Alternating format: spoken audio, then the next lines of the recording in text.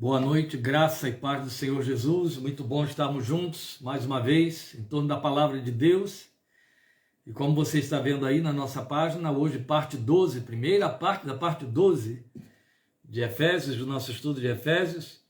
E agora estamos entrando no primeiro bloco ainda dentro do capítulo 1, que vai em direção ao fechamento do capítulo 1, mas ainda temos algumas semanas para caminhar aqui neste capítulo 1. Nossa leitura hoje será feita nos versículos 15 a 19.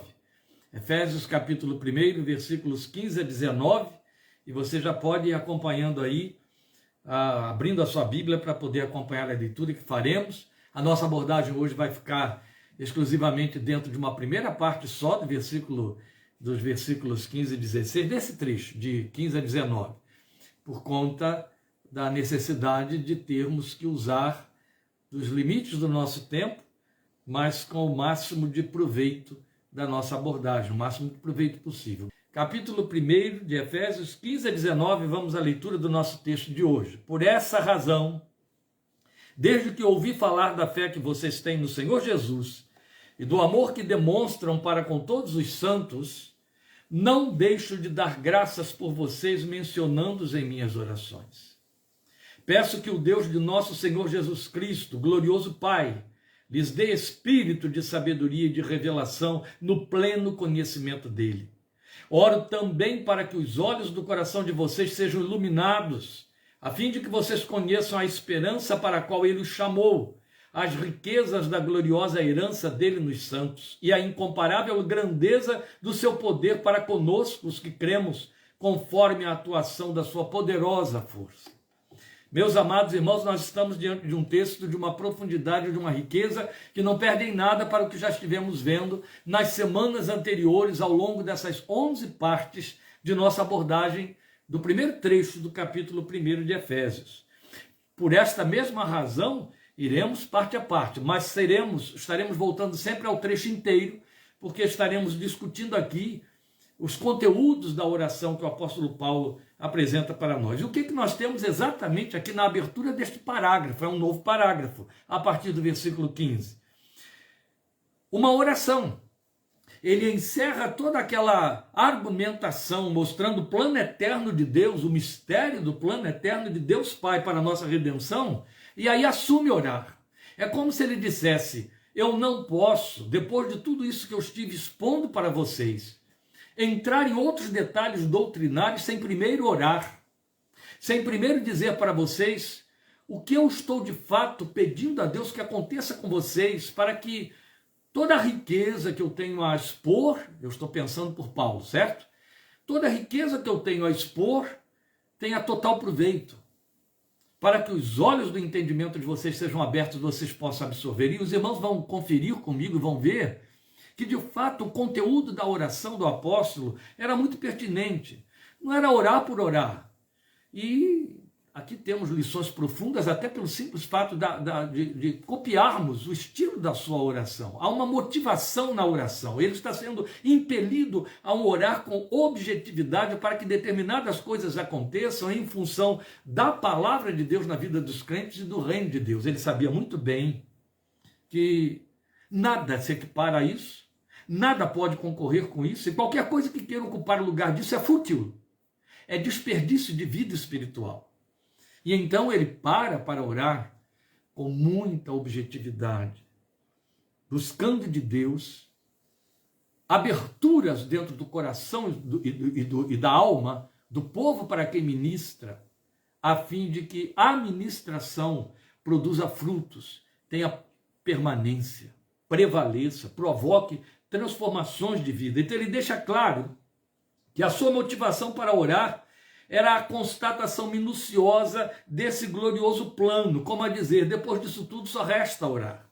Ora, nós viemos acompanhando isso aí desde o versículo 3.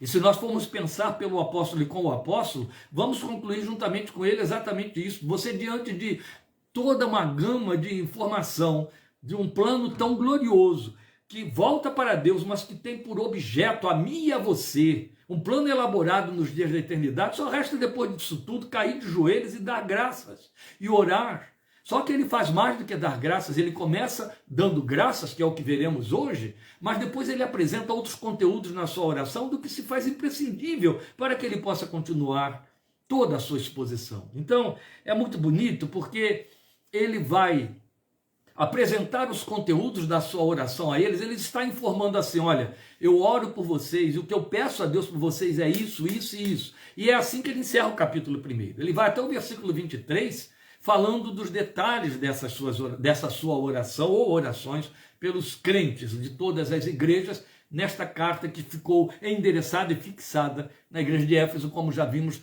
lá nos primeiros estudos da carta, vocês devem lembrar. Bem, e aí a partir do capítulo 2, ele começa então toda uma exposição doutrinária de uma profundidade sem precedentes. Então, é como se ele dissesse isso, resta orar. Outro tanto, nós podemos assumir que as diversas vezes que ele nos evidenciou o propósito de Deus para conosco, qual era esse propósito? Para sermos o louvor da sua graça e da sua glória, se constituía no motivo para a sua oração a favor de seus leitores.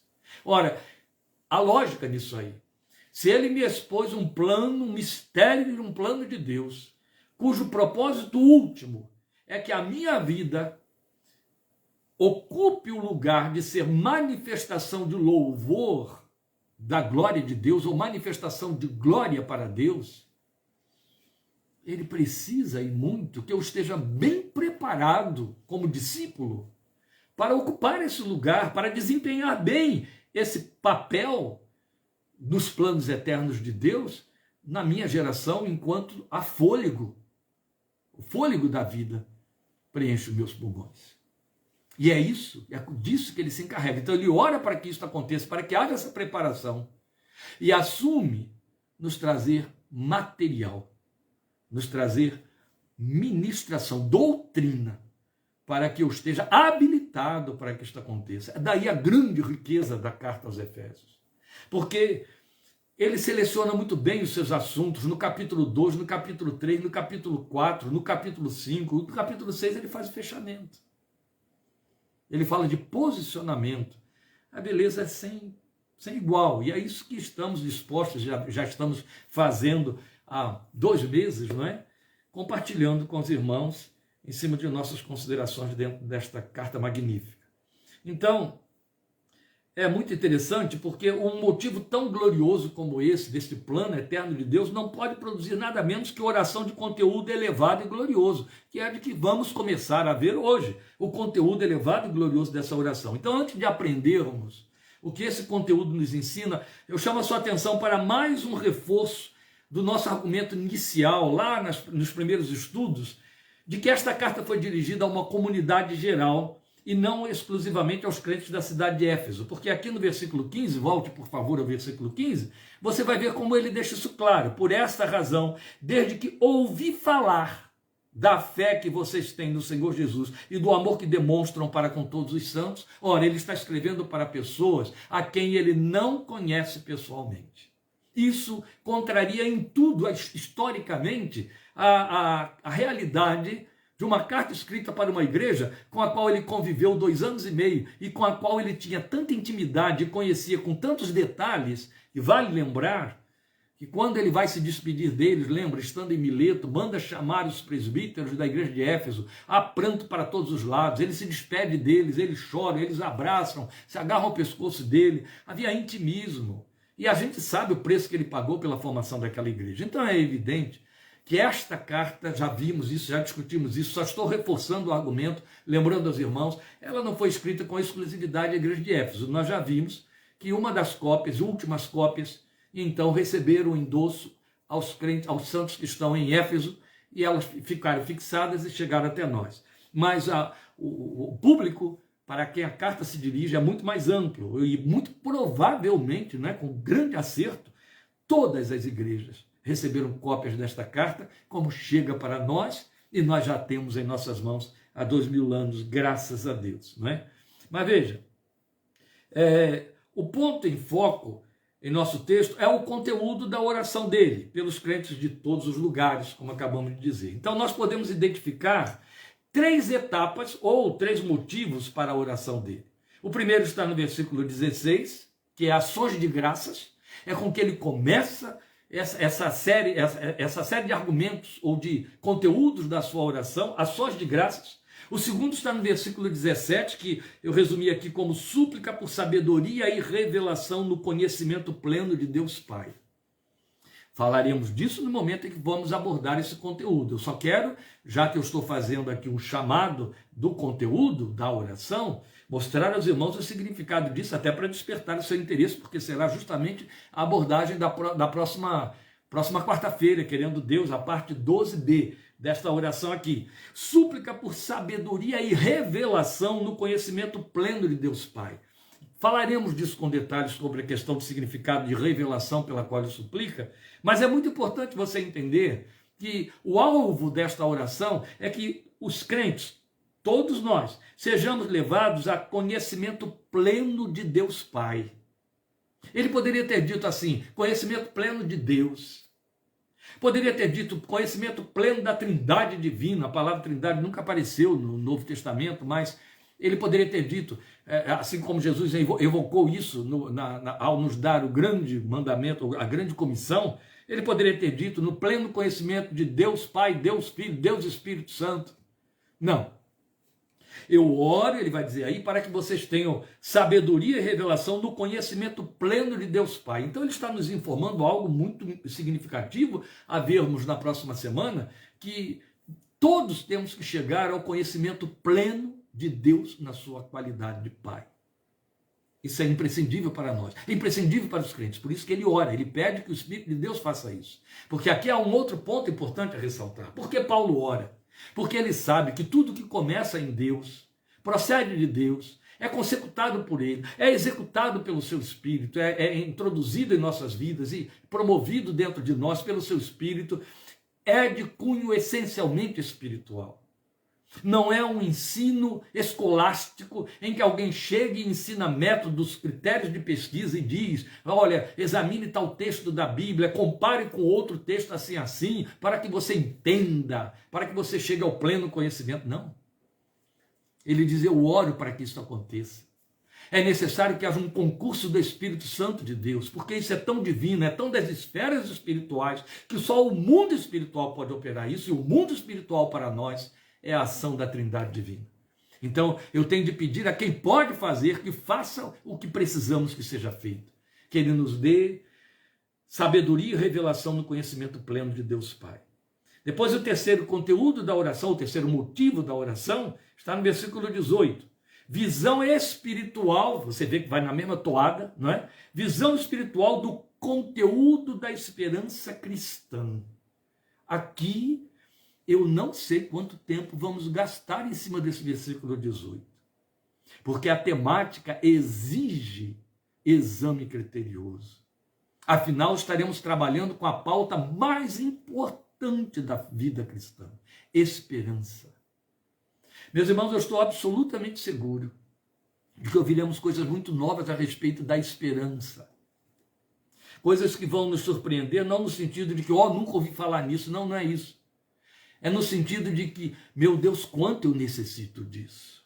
Então é isso que está acontecendo comigo. Estas eu creio que serão as descobertas, em nome de Jesus. Então, na verdade, o que ele está nos dizendo é isso. Está pedindo que Deus lhes dê visão espiritual do conteúdo da esperança cristã, que por sua vez abarca 3 dimensões, ainda no versículo 18. Chamado para a esperança, herança de Deus em nós, isso tudo constitui na esperança, a grandeza incomparável do poder de Deus, aí no versículo 19, e ali outro tanto vamos nos deter, que foi o texto que eu disse que usei na celebração de domingo, porque há algo de extraordinário aqui, em todo o uso de recursos linguísticos de que ele se serve no versículo 19 para falar sobre o poder de Deus, está disponível para nós. E aí a gente acaba descobrindo, não é, meus amados? E vamos descobrir, e acho que você já tem descoberto isso há bom tempo, como nós temos feito caminhadas superficiais na revelação da palavra de Deus. Não é à toa que o apóstolo se ocupou, ao discipular uma comunidade numa cidade pagã, em ministrar para eles mais de 2 horas diariamente durante 3 anos. É muita coisa. Com profundo lamento, e você vai lamentar comigo também. Eu tenho que lançar essa pergunta aqui sobre minha cabeça, meus ombros, e sobre sua cabeça e seus ombros. Prevaleceria esse tipo de ministração e de ministério e de serviço cristão nos dias de hoje, nesta nossa geração? Uma ministração diária, mais de 2 horas por 3 anos consecutivos, todos os dias, 7 dias por semana, teria plateia, sustentabilidade? Você há de convir que não foram poucas coisas que foram ditas e ensinadas.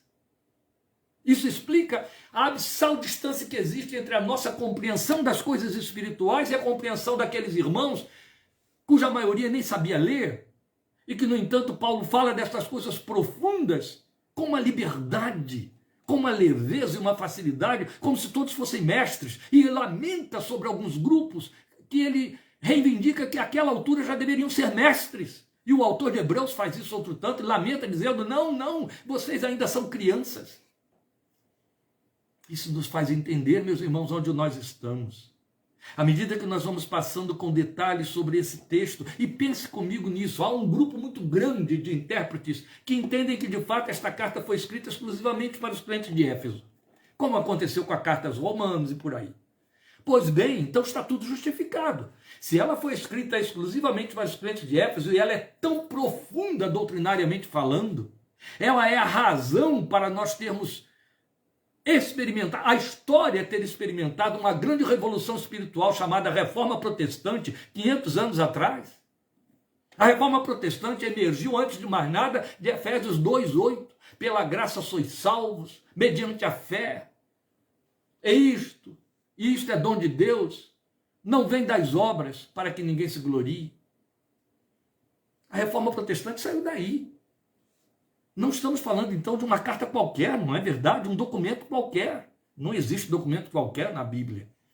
Mas o que eu quero mostrar aos irmãos é que a gente hoje tem que se cansar pesquisando, indo atrás de argumentos, de descobrir conteúdos, comparações dentro da hermenêutica bíblica, dentro da interpretação de textos originais, enquanto que as pessoas, com uma irresponsabilidade indesculpável, passam tão superficialmente sobre a letra desse texto e se entendem pregadores, mestres, e falam e dizem, e quanta abobrinha é dita, e quantos discípulos deformados são formados na fé cristã atual. Esta é a razão porque está difícil haver uma linguagem compatível entre dois crentes quando estão juntos. É terrível, mas esta é uma realidade dolorosa. Então está justificado uma gente que ouviu com tanta intensidade e tão vastamente as profundidades de Deus, entendia destas coisas. E teríamos de fazer esse caminho de volta, não é verdade? Para termos a pretensão de entender, de dizer que entendemos as Escrituras. Com quanta irresponsabilidade, independente de líderes, esses aí, então, sem desculpa, mas com quanta irresponsabilidade, crentes, por causa do livre exame das Escrituras, acham que podem formar a sua fé em cima de um texto, um versículo que pensam isolado das Escrituras, e aí criam nisso uma norma de vida e acham que está tudo bem. E quando vão passar pelo crivo das Escrituras, Deus eterno, não há nada a aprovar ali. Isso é muito sério. E outros males vieram a reboque. Estivemos agora aqui com um encontro de líderes ministrando aqui para presbíteros e pastores durante o fim de semana inteiro. Nosso tema era pecado e a nossa ênfase era o fato de que o pecado foi banido da doutrina da igreja. Razão porque pastores e líderes, quando são sérios, estão atônitos com a invasão que o mundo fez na realidade das suas ovelhas. E como vivem uma vida porca com o nome de cristãos. E se pretendem filhos de Deus. Com uma vida que envergonha até aqueles que lá fora estão. Eu não quero continuar por aí. Eu quero apenas mostrar aos irmãos a superficialidade da nossa confissão que a gente aplaude e aprova tanto, meus queridos. Quando, na verdade, Esta palavra exige que haja, no mínimo, para a sua observação, uma oração semelhante à oração deste homem de Deus. Um homem que tinha gasto tanto tempo com aquela gente, agora ele diz que ora para que o Deus de nosso Senhor Jesus Cristo dê a essa gente espírito de sabedoria e de revelação no pleno conhecimento dele. Ora para que os olhos do coração deles sejam iluminados, para que conheçam a esperança pela qual ele o chamou. Aí eu fico pensando, se diante de um grupo tão bem preparado, na hora de ter de fazer uma exposição doutrinária da envergadura da carta aos Efésios, esse homem tem de orar para que esta gente tenha uma operação espiritual que os habilite a entender o que esperar de nós, de mim e de vocês, meus queridos. Tão longe estamos deste exame criterioso e contínuo. Não é para desanimar, é para abalar. É para nos levar a questionar, a termos autoquestionamentos fincados, autoquestionamentos embasados na sinceridade, na verdade e na autenticidade pessoal quanto às coisas espirituais. Agora, neste momento, a nossa atenção se volta para o primeiro conteúdo da oração, é só para o que temos tempo hoje, é o versículo 16, quando ele fala de ações de graças. Não deixo de dar graças por vocês, mencionando-os em minhas orações. Eu coloco aqui como sendo um dos conteúdos da sua oração, e é. Mas é interessante que é um conteúdo que se repete muito, porque ele diz assim: não deixo de dar graças por vocês, mencionando-os em minhas orações. Ou seja, quando eu oro por vocês, eu dou graças. Depois eu peço o que tem de pedir. Então, pelo teor do versículo 15, era muita gente, porque ele não os conhecia na sua totalidade. Então, era um corpo de maioria incógnita para ele. Mas como comunidade de fé, essa gente trazia um testemunho de fé em Cristo e de amor fraternal. É de que ele está dizendo aqui no versículo 15, que se torna o motivo das ações de graças. Entende? Testemunho de fé em Cristo e de amor fraternal, próprios da nova natureza. Porque uma nova natureza fica eivada desses valores, entende? Fé em Cristo, que se desdobre em esperança de que falaremos, querendo Deus, na próxima vez. E amor fraternal. Amor para com os irmãos na fé, para com o povo de Deus. E com sabedoria própria, quem conhece o espírito do evangelho, que é o caso dele, ele começa dando graças a Deus pelos crentes incógnitos, antes de suplicar qualquer coisa. E aí eu acredito que uma menção muito pertinente de agradecimento pelo bom êxito do evangelho naquelas vidas é o que está acontecendo aqui. O que é que eu quero dizer? Se ele diz, por causa do testemunho de vocês, eu não deixo de dar graças a Deus por vocês, o que eu estou chamando de menção muito pertinente do êxito do evangelho. Nada se compara ao bom êxito do evangelho dentro de uma família, dentro de uma vida. É motivo de ações de graças quando somos sensíveis a estas coisas, entende? Quando elas têm de fato valor pertinente para nós. Nada se compara ao prazer espiritual de poder dar graças a Deus pelos frutos da vida transformada pelo poder de Deus numa pessoa crente. Nada se compara. Daí, inevitavelmente, a lembrança do que o apóstolo afirmou, que o evangelho é o poder de Deus para todo aquele que crê. Ele diz isso aos Coríntios: como não dar graças por vidas que de caminho errante acertam o trilho da caminhada ao conhecer o Senhor e sua palavra? Como não? Você passa por essa experiência dentro da sua família. Você pode ter ouvido falar ou ter tido a amarga vivência de ter um filho totalmente de vida torta, totalmente fora da posição, e em dado momento ele se volta para o evangelho entra e muda. Seu coração transborda de gratidão e de alegria. Disso que ele está falando aqui. Ele está falando de vidas pagãs que foram arrancadas dos ídolos para servir ao Deus vivo e deram testemunho de uma fé, uma confiança absoluta nesse Deus vivo. O coração transbordava de gratidão. Nada substitui a alegria e o prazer de ver o efeito transformador do evangelho numa vida. As pessoas estão reduzindo muito e trazendo muito a minimizações efeitos do evangelho porque ficam em busca de efeitos fenomenais. Os efeitos fenomenais não só podem sofrer suspensão a critério de Deus, quanto eles são nada, uma vez que eles têm uma temporalidade também curta. É uma cura, é uma resposta a uma oração e amanhã uma outra necessidade surge no lugar. Mas quando falamos de vida transformada, uma vida transformada, isso vai além, e muito além, de efeitos, em termos de coisas que são temporais e passageiras. Lamentavelmente, quando surgiu aí uma onda de engano que levou as pessoas a pensarem que da parte de Deus temos que experimentar apenas o poder que se traduz em bênçãos temporais, bênçãos financeiras, prosperidade, etc. Muitas pessoas começaram a dar glória a Deus e atenção a esse tipo de testemunho, em detrimento do testemunho de uma vida transformada pelo poder de Deus. E essas mesmas pessoas vieram num determinado momento a experimentar a amargura de descobrir que nem sempre todas essas expectativas são atendidas. Mas quando uma vida é transformada pelo poder de Deus, não importa que vicissitudes ocorram, a transformação continua lá, dando seu testemunho e testemunho de fidelidade.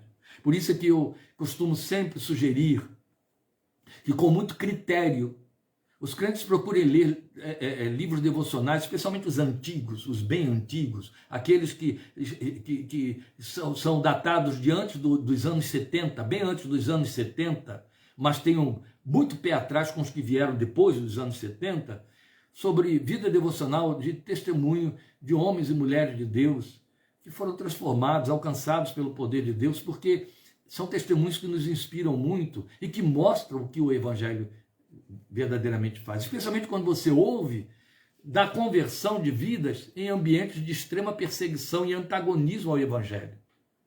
O mundo islâmico, a China comunista, e como foi na época da União Soviética ateísta, que perseguia e matava cristãos. Então, como é importante conhecer o testemunho de vida daquela gente e se mensurar aí, porque isso é muito válido para nós. Serve de estímulo, serve de aferidores, com toda certeza. Tive a oportunidade de ouvir de viva voz, debaixo do teto de um dos mártires da fé cristã, que estava vivo na época, mártir vivo da fé cristã, no ano de 1999, ele já com 86 anos.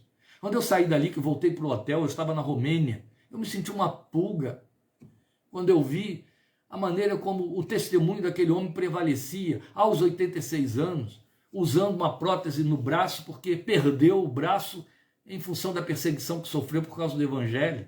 E isso, em lugar de derrubá-lo, intensificou a sua fé, esperança e necessidade do Senhor. Como isso é significativo. E também é digno de nota o fato do apóstolo agradecer antes de pedir. Aqui há a lição para a nossa prática devocional de oração. Ações de graças antes de petições na graça. Porque isso há de cumprir uma máxima que sai do próprio apóstolo Paulo para a nossa vida. Falaremos disso no fechamento da minuta de hoje, o tempo já está esgotando. Mas eu não posso encerrar esta observação sobre este primeiro conteúdo da oração do apóstolo sem uma aplicação direta deste ensino a nós. Ainda que eu vá ser muito contundente, mas seria um desperdício não acordar a nossa consciência diante disso aí. Veja, qual era o conteúdo, o motivo das ações de graças do apóstolo, ações de graças por vidas que inclusive ele nem conhecia pessoalmente, mas de quem tinha ouvido falar, de cujo testemunho de fé em Cristo e de amor fraternal ele tinha ouvido falar.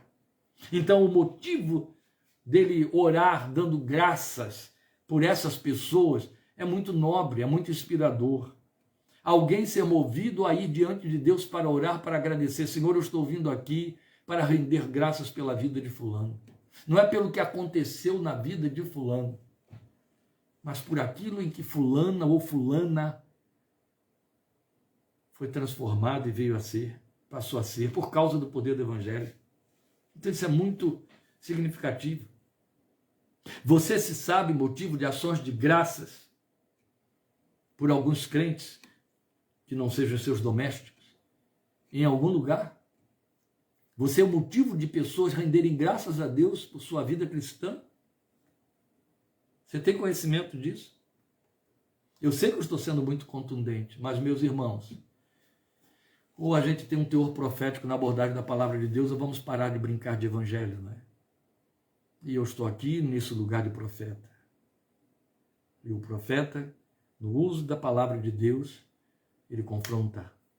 A Bíblia nos diz isso. A profecia é para exortar, consolar e edificar. E a minha pergunta é essa: você tem conhecimento de alguém que não sejam os domésticos da sua casa, da sua fé, os seus domésticos, que dão graças a Deus pela sua vida? Porque é fácil que os de dentro de casa deem graças a Deus pela sua vida, mas de repente o vizinho do lado ou o parente mais distante não dá, não. É muito fácil ser grato a Deus por mamãe e por papai. Mas mamãe e papai não têm só filhos. Mamãe e papai têm irmãos, têm primos, têm tios, têm genros, têm noras, têm netos, não é? E aí o testemunho vai, ele perpetua. Todos os outros são encontram motivos de ações de graças. Entende? Isso é confrontar, mas é preciso que você tenha consciência destas coisas. Se a resposta é sim, se você sabe que pessoas dão graças a Deus por sua vida, a motivação traz este binômio aí que aqueles crentes apresentavam no seu testemunho, de que ele fala no versículo 15, a fé que tinham em Cristo, o amor deles para com o povo de Deus. Pense nisso. E na mesma medida, você rende graças a Deus em suas orações pelas vidas de outros crentes em Cristo. Por quais crentes, quando você ora, você dá graças a Deus? Pela vida deles. Aqueles que vão marcar você quando partirem. O legado que vão deixar. Você conhece alguém pela qual dá graças, porque vai se cumprir, você sabe, sente, percebe que vai se cumprir nessa vida a palavra de Deus a respeito de Abel, aquele cuja fé depois de morto ainda fala.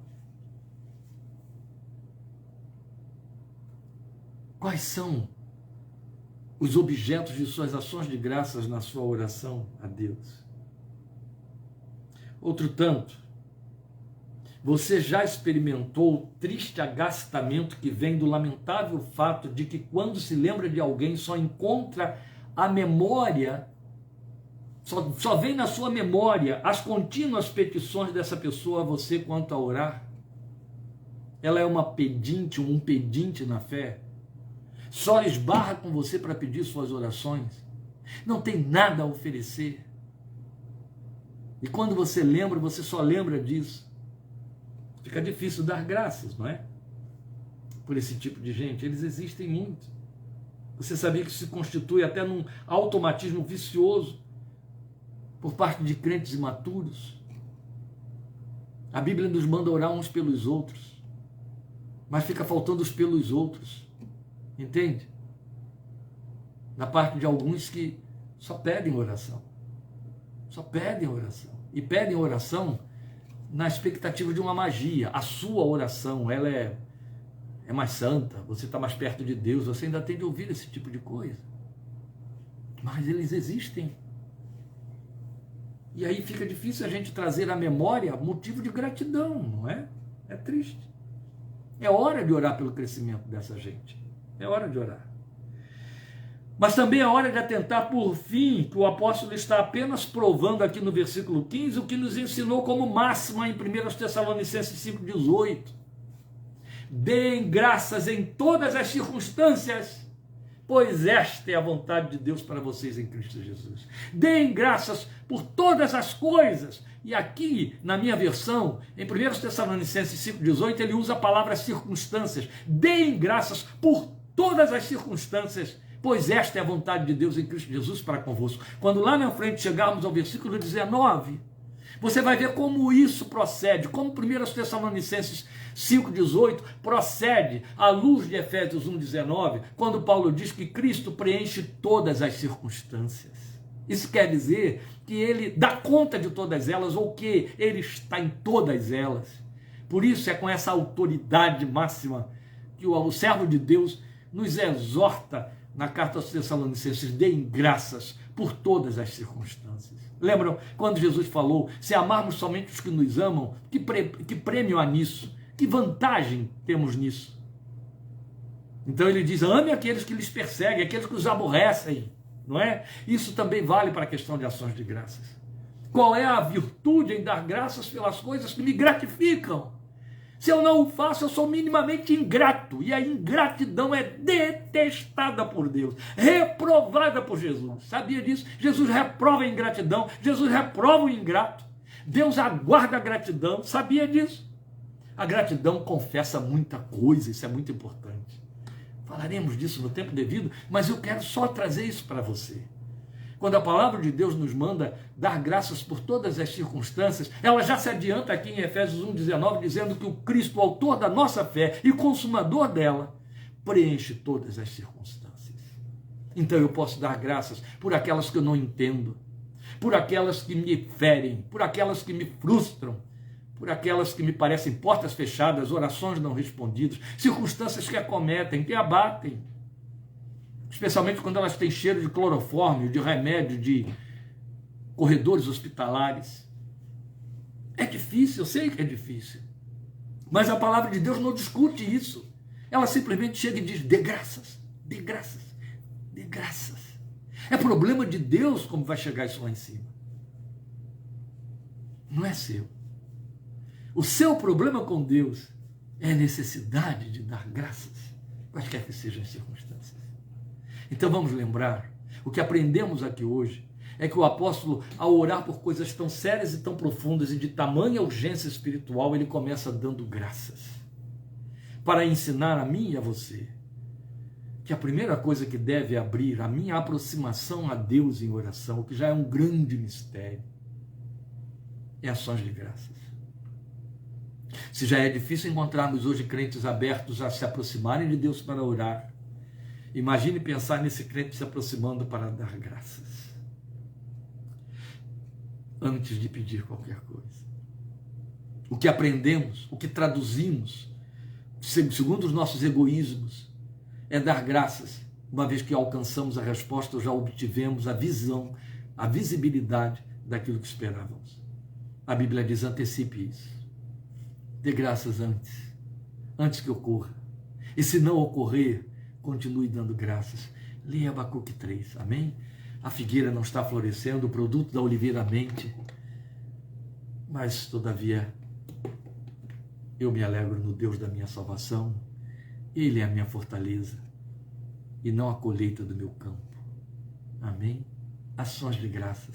Este é o primeiro conteúdo da oração do apóstolo.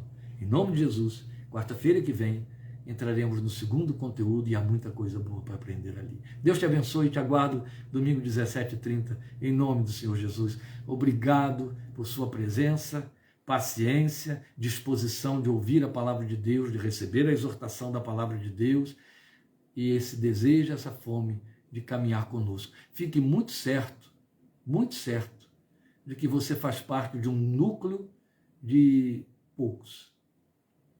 Ainda que o número seja grande, é pouco. Pelo menos eu conheço um grande número de crentes. Eu não posso dizer como Paulo disse a respeito daqueles crentes de Éfeso.